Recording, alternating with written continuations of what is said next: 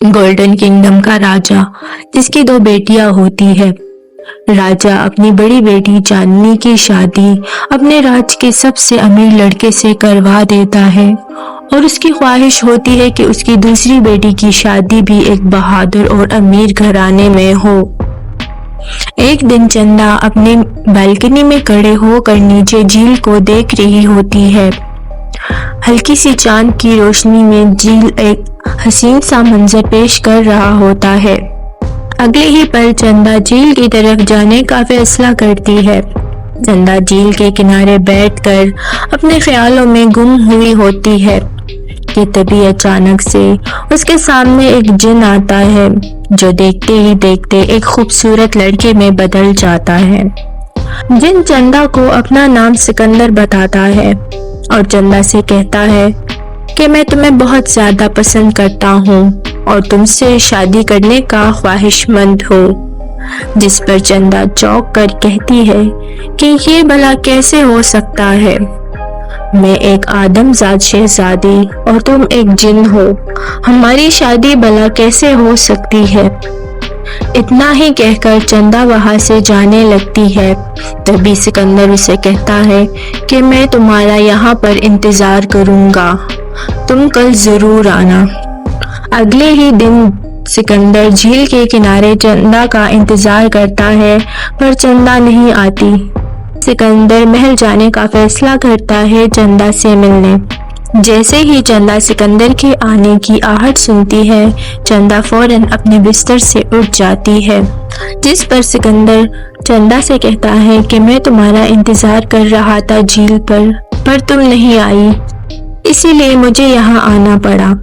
देखो चंदा, मैं तुम्हें इस दुनिया की सारी खुशियाँ दूंगा और तुम्हें कभी कोई तकलीफ नहीं होने दूंगा, बल्कि मैं तुम्हारे साथ हमेशा इंसानी रूप में ही रहूंगा।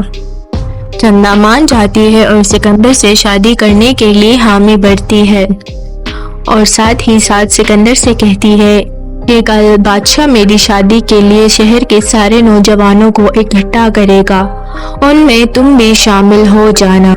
तभी सिकंदर चंदा से कहता है कि इतने सारे लोगों में भला तुम मुझे कैसे पहचानोगी और मेरा इंतखाब कैसे करोगी। जिस पर चंदा सिकंदर को बताती है कि मैं तुम पर फूल फेंक कर अपनी ख्वाहिश का इजहार करूंगी। अगले ही दिन शहर के सारे नौजवान इकट्ठा हो जाते हैं। तभी चंदा सिकंदर पर फूल फेंक कर अपनी शादी के लिए सिकंदर को पसंद कर लेती है, जबकि बादशाह को सिकंदर बिल्कुल भी पसंद नहीं आता।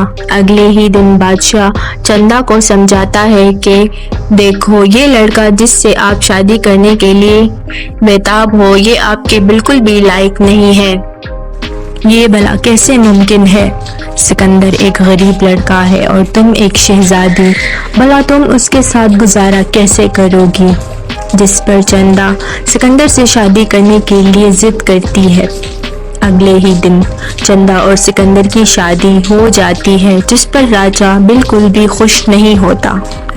चंदा और सिकंदर झील के किनारे एक छोटे से घर में रहने लगते हैं। कुछ दिनों के बाद बादशाह को सांस लेने में मुश्किल दरपेश आ रही होती है, जो किसी भी दवाई और हकीम से ठीक नहीं होती। तभी बादशाह एक तांत्रिक को बुलाता है और अपने मसले के बारे में बताता है। तांत्रिक बादशाह से कहता है कि तुम्हारा मसला किसी दवाई या हकीम से ठीक नहीं होगा। अगर ठीक होगा तो वो नीले परिंदे के पर से ठीक होगा, जो जंगलों के बीच रहते हैं और बहुत नायाब होते हैं। वो बड़ी मुश्किल से हासिल होगा। अगले ही दिन राजा शहजादा पहलवान और सिकंदर को अपने महल आने की दावत देता है और दोनों से कहता है कि तुम दोनों में से जो कोई भी जंगल के बीच में जाकर मेरे लिए नीला तोता का पंख लेकर आएगा, तो मैं उसे इनाम में अपने खजाने का आधा हिस्सा दूंगी। शहजादा पहलवान, जो कि एक लालची इंसान होता है, शहजादा पहलवान और सिकंदर दोनों जंगल की तरफ जाने के लिए हामी भरती है और अगले ही दिन शहजादा पहलवान और सिकंदर जंगल का सफर शुरू करते हैं।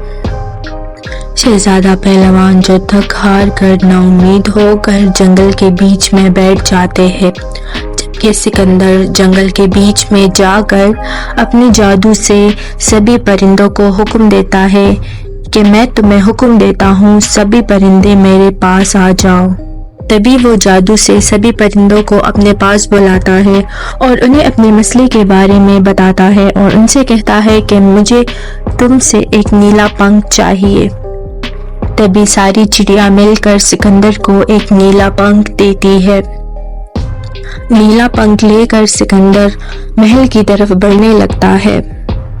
नीला पंख लेकर जैसे ही सिकंदर आगे बढ़ता है, उसके जहन में एक तरकीब आती है कि क्यों ना शहजादा पहलवान की असलियत बादशाह के सामने लाई जाए कि शहजादा पहलवान एक लालची इंसान है। सिकंदर जाकर पंख शहजादा पहलवान को दे देता है और साथ में कहता है कि घबराने की कोई ज़रूरत नहीं है, ये ले जाकर बादशाह को दो और बादशाह को बताओ कि ये हम दोनों ने मिलकर बड़ी मेहनत से हासिल किया है। जिस पर शहजादा पहलवान हामी भरता है। शहजादा पहलवान जाकर बादशाह से कहता है कि ये पंख मैंने जंगल के बीच में से बड़ी मुश्किल से हासिल किया है। अब आपके आधे खजाने का मैं मालिक हूँ, जबकि सिकंदर पंख हासिल करने में नाकाम हो गया है, इसलिए आपका आधा खजाना मुझे मिलना चाहिए। चंदा ये सब सुनकर वहाँ से नाराज होकर चली जाती है।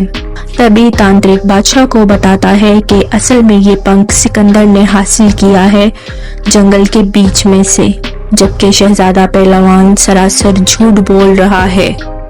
अगले ही पल चंदा अपने घर में बैठकर रो रही होती है।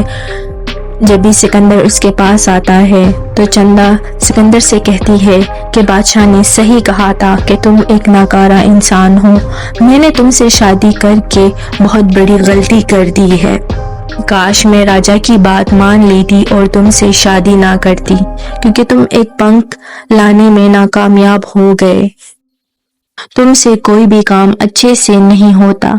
तभी सिकंदर अपने असली रूप में आता है और चंदा से कहता है कि तुम्हें पछताने की कोई जरूरत नहीं है, और वो स्टोर रूम की तरफ बढ़ने लगता है। स्टोर रूम में एक जादुई शीशा रखा हुआ होता है जो दूसरी दुनिया में जाने का जरिया होता है। तभी सिकंदर आगे बढ़कर उस शीशे के उस पार चला जाता है दूसरी दुनिया में। चंदा भी उसके पीछे जाती है। क्या चंदा सिकंदर के पीछे दूसरी दुनिया में जा पाएगी या नहीं?